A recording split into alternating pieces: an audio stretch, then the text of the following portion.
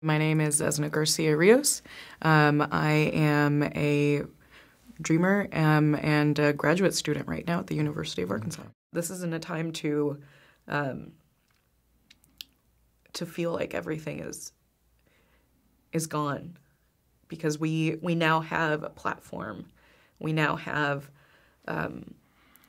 enough to back us up to say we have contributed for the last couple of years. Financially, we've contributed. We've contributed in other ways by becoming educators and by becoming our lawyers and working throughout our community and becoming nurses and whatnot. So now we have a platform, and no one can really take that away from us. So she kind of collected herself, and we talked about, okay, what are our next steps? But it was very devastating. Yeah.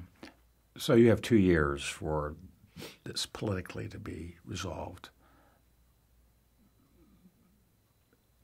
And so the consequences are delayed. But what happens if we don't get immigration reform, if we don't get a DREAM Act 2017 or something? Does it mean you're back in the shadows? You're back in the cash economy? You're back in fear? What happens? Yes and no. Yes, I'll be out of status. But no, I don't want to be in fear. I've come out. I've lived the life of someone who has documents, who is living a normal life, and there's no way that after having those two major identities of being undocumented and fearful and being documented and hopeful, that I'm going to lose that hope. Because like I said, we've now proved that we can do so much for this country that it would just be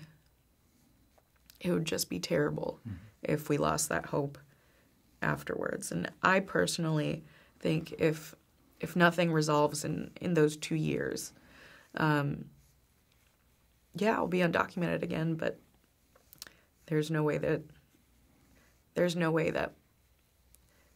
my spirit will be broken ever again.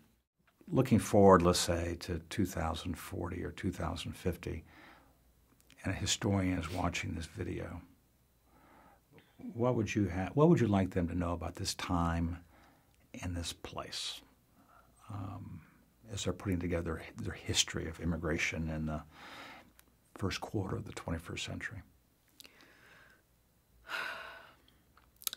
I guess for future historians, I would like them to know that our immigrant population in this time period was resilient, that we were hopeful, that we were regular people just trying to live our lives, who had to get through some extraordinary hurdles, but managed to continue to live their lives happily